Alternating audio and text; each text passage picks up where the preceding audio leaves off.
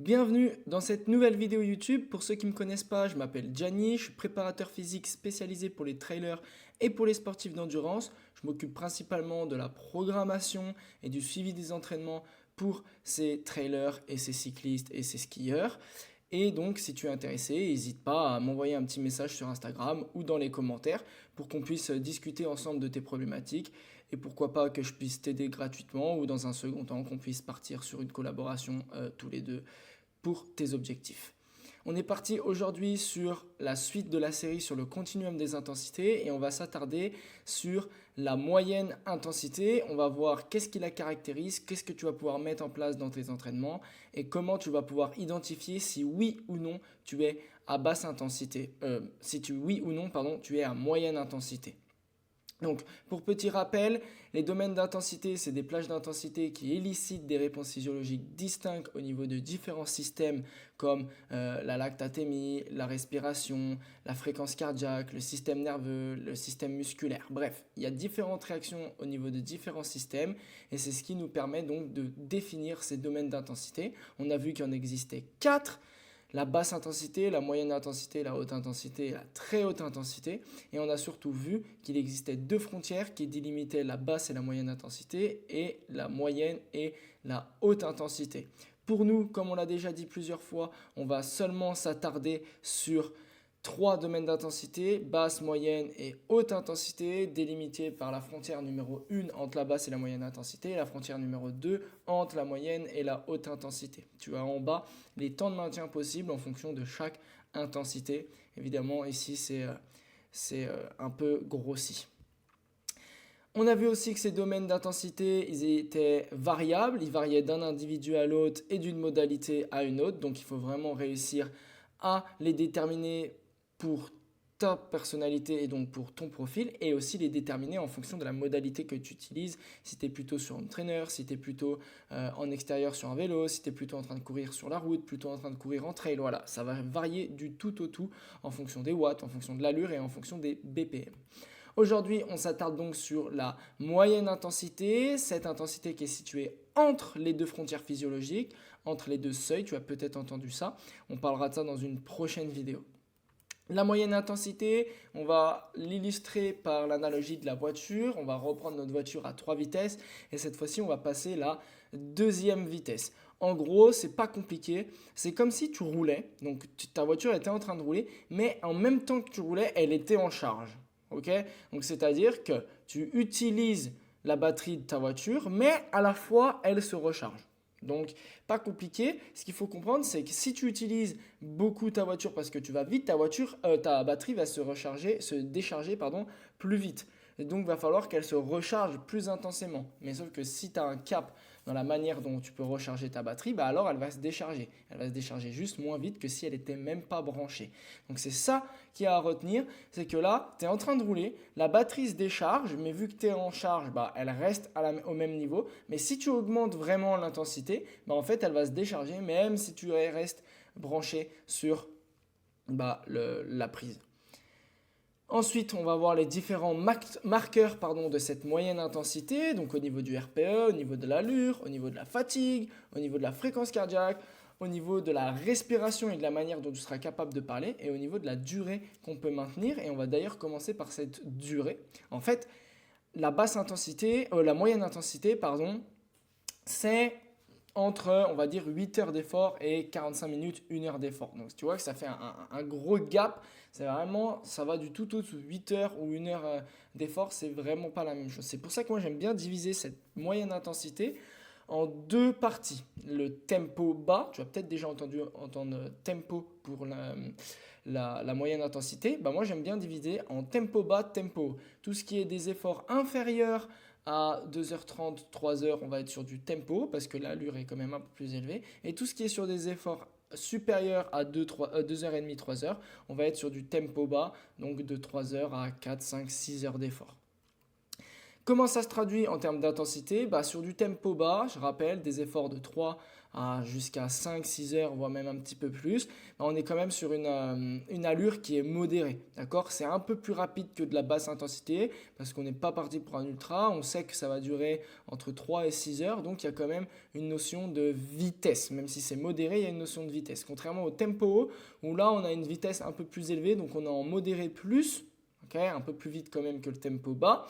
Et on va tenir, on sait qu'on va tenir entre 1 heure et 2 heures et demie, 3 heures. Donc là, ça va durer un peu moins longtemps, donc on peut se permettre d'aller un petit peu plus vite. Pour les deux cas, en tout cas, ce qu'il faut que tu retiennes, c'est que la fatigue, elle va s'accumuler certes, mais elle va vraiment pas s'accumuler rapidement. Elle va s'accumuler progressivement au fur et à mesure de l'effort, mais elle va s'accumuler plus ou moins vite.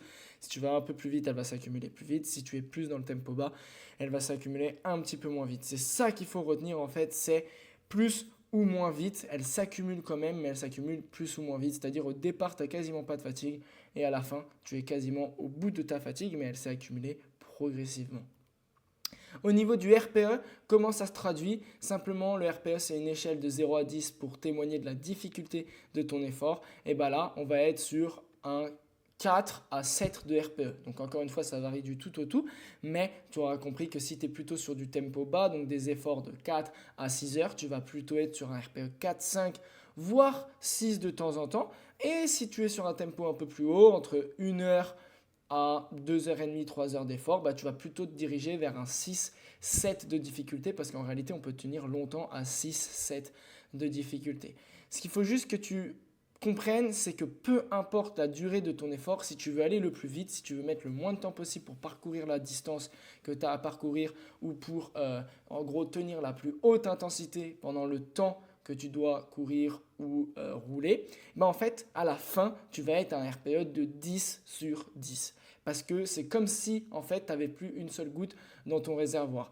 Exemple, si ta voiture, elle a un plein de 50 litres, par exemple, et ben en fait 50 litres, si tu roules à 130, ça va peut-être faire 2 heures, alors que si tu roules à 50, ça va peut-être faire 5 heures. Et pourtant, c'est le même volume. Donc toi, c'est pareil. C'est en fait, eh ben, à la fin, tu veux plus avoir d'énergie pour l'intensité que tu pouvais maintenir pendant le temps ou pendant la distance qui t'était indiquée. Donc quand tu passes la ligne d'arrivée, soit tu dois ralentir, soit tu dois plus avoir d'énergie. Et si c'est le cas, alors tu étais dans la bonne intensité. Si tu as ralenti avant la ligne d'arrivée, c'était sûrement que tu étais un peu trop haut. Et si tu as accéléré avant la ligne d'arrivée, c'était sûrement que tu étais un peu trop bas en termes d'intensité. Au niveau de la fréquence cardiaque, très important, comparé à la basse intensité, on se souvient la basse intensité, la fréquence cardiaque, elle monte puis elle se stabilise. Là, en fait, la fréquence cardiaque, elle se stabilise pas. Elle va vraiment augmenter progressivement au cours du temps. Évidemment, c'est très très très progressif. Tu vas grappiller BPM par BPM au cours des minutes et des heures qui passent. Mais voilà, ça augmente quand même progressivement. La fréquence cardiaque ne se stabilise pas. Pour mon exemple, à moi personnellement, en tempo bas, donc sur un RPE 4, 5, voire 6, je suis entre 150 et 165 BPM, d'accord? Donc par exemple, je peux maintenir la même intensité. Si je commence à 155, bah, peut-être qu'à la fin, je vais être à 163, 165 BPM pour la même intensité. Tout simplement parce que la fréquence cardiaque dérive, la fatigue s'accumule.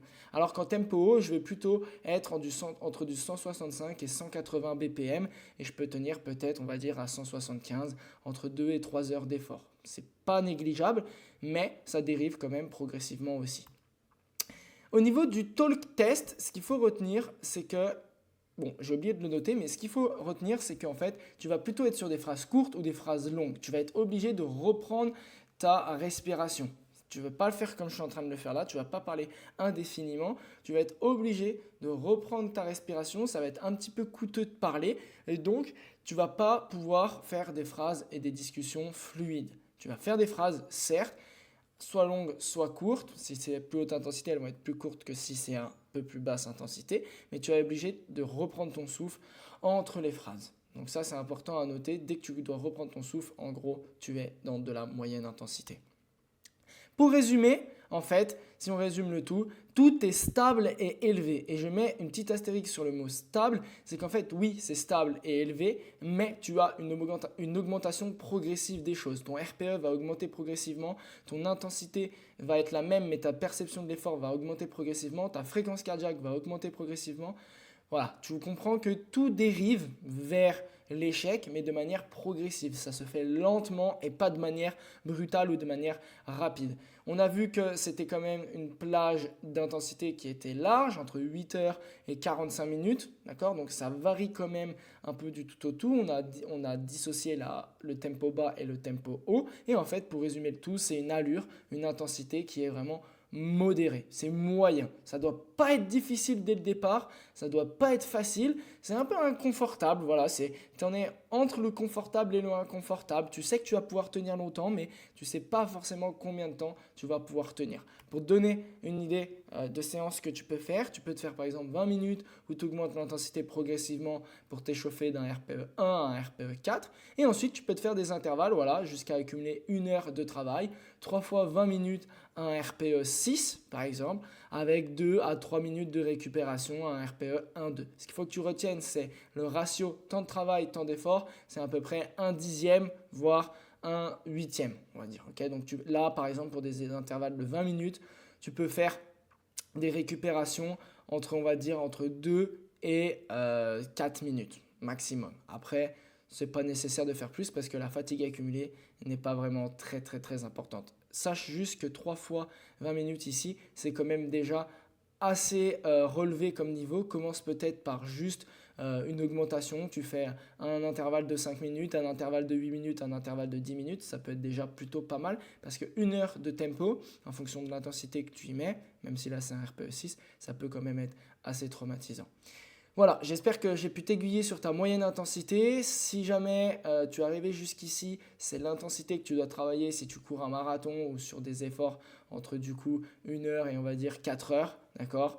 Parce que voilà, tu sais que c'est de la moyenne intensité, tu vas pouvoir tenir longtemps, mais combien de temps et à quelle intensité surtout tu vas pouvoir tenir. Merci de m'avoir écouté jusqu'ici et je te dis à la semaine prochaine pour une nouvelle vidéo.